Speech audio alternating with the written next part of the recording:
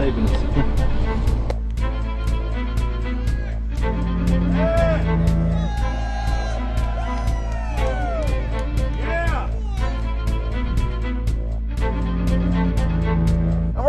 Here for the next 3 days while you try to chart the future of our destiny. We're taking our destiny back. You're not our gods or our masters. We witnessed at least 7 convoys of armed Secret Service entering the Westfield's Marriott, and internal sources confirmed that both candidates did attend at least one meeting inside the conference. While the Bilderberg Group was 100% successful in 2008 at keeping their name out of the mainstream media, they did not fare as well when it came to the exploding independent press. During the entire 2-day event, anti-New World Order protesters and alternative media encircled the hotel. You are being exposed everywhere! From David Rockefeller, from John Edwards, from Bill Clinton. Your game of secrecy is over! You're gonna pay! Get him! It's up close! You piece of filth! You piece of trash! This is Bernanke, man! Bernanke, you're going down!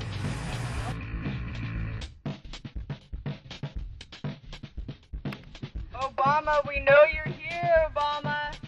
You cleared your schedule for the next 3 days. We know you're in Virginia.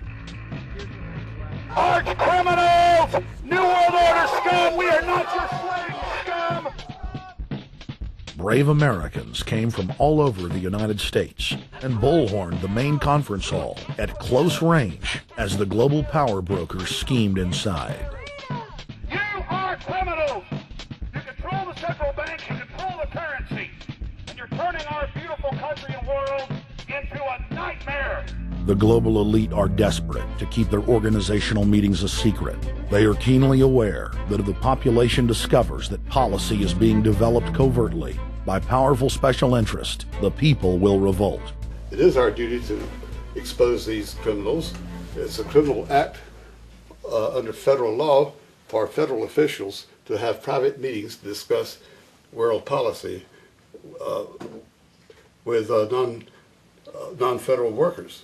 So everybody from the State Department, Treasury Department, White House, Defense Department, and others who show up, as they always do, they're committing a criminal act simply by being here to attend a secret meeting with officials from other countries to discuss U.S. policy in the world. So literally it's a criminal act. And every newspaper, every broadcaster has a patriotic duty to expose these scum and the evil they project. The election primaries served as a great diversion, while the true future course of the nation was being set behind closed doors. You've got, obviously, the Bilderberger Group, founded by the former Nazi Prince Bernhard of Holland. You've got the Trilateral Commission, founded by David Rockefeller's Zbigniew Brzezinski. They're the ones who ran the Carter administration. Everybody in the Carter administration, from Carter and Mondale and Volcker and Brzezinski, were all members of the Trilateral Commission. Founding member of rap sensation Public Enemy, Professor Griff, gave us his view of the Obama phenomenon. Barack Obama's been given a pass by the Blue Bloods. He's been given the okay by certain secret societies for them to let him in. I truly believe imperialism and fascism needs a facelift. And that facelift is going to have to be black. And the reason why I believe that, simply because I think they're trying to go into Africa. Well, they're already in Africa. But they want to totally control all the natural minerals that they're going to need to carry themselves into the 21st, 22nd, and 23rd centuries. You follow me? So I think they have to go through a phase of galvanizing the masses of dark-skinned people that truly believe that change needs to come, but the change that they're talking about is not necessarily change for the better as far as the masses of the people. It's probably a better change for them. It's not going to change for us, the little man on the totem pole. And no one looks at the agenda. As long as he positions himself right, have the right tie on, have the right smile, repeats the slogans over and over and drives it home, the average American is just going to swallow it hook, line, and sinker. And we don't even know what the agenda is. Writing in his 1964 book With No Apologies, Senator Barry Goldwater said, "The Trilateral Commission is intended to be the vehicle for multinational consolidation of the commercial and banking interest by seizing control of the political government of the United States. The Trilateral Commission represents a skillful, coordinated effort to seize control and consolidate the four centers of power: political, monetary, intellectual, and ecclesiastical.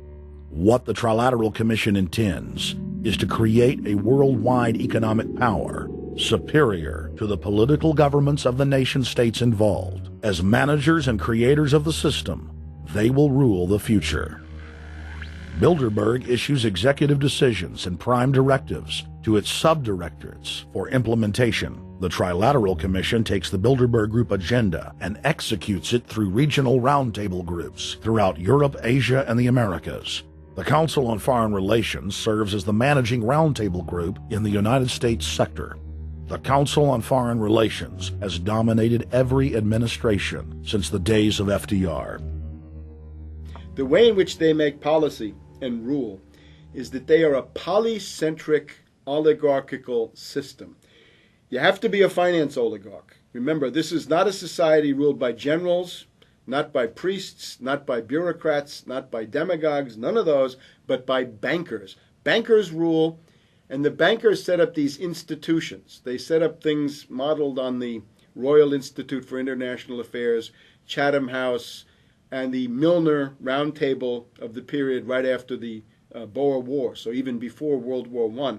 You had the British setting up these round tables, institutes with publications and conferences, and this is how they make policy. Upon Obama's inauguration, members of the Bilderberg Group, Trilateral Commission, and CFR flooded into every position of power in the executive branch, replacing Trilateral Commission and CFR members who previously filled the positions during the Bush administration.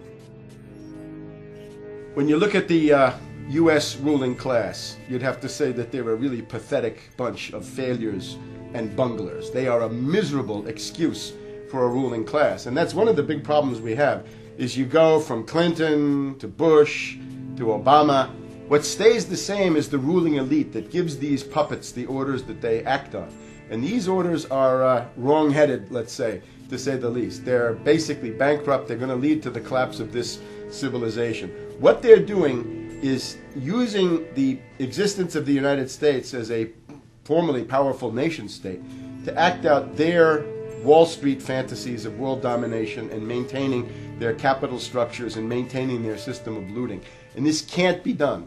So the basic question is, they've hijacked our country and you got to take it back from them. You've got to drive Wall Street out of the government, and at that point you'd have a reasonable chance of getting back to prosperity and some kind of peace and order in international affairs. We had a chance to speak with economist and author George Humphrey. They have created a power elite, and we're not talking about the millionaire down the street. You can't even be a member of their club unless you're a multi-billionaire. And friends, this is not about rich versus poor.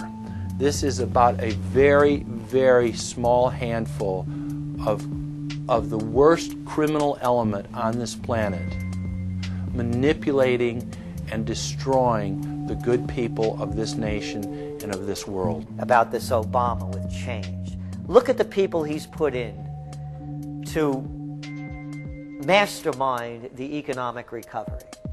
Larry Summers. I love it. Every time they talk about Larry Summers, he's always brilliant. He's another brilliant one.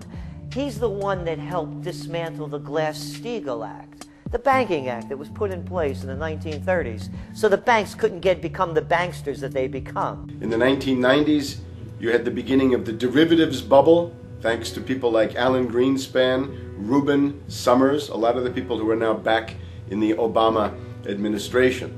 And the derivatives, I think, are the centerpiece of this entire problem today. These are the same people, Geithner from the Treasury Department. Could you imagine that?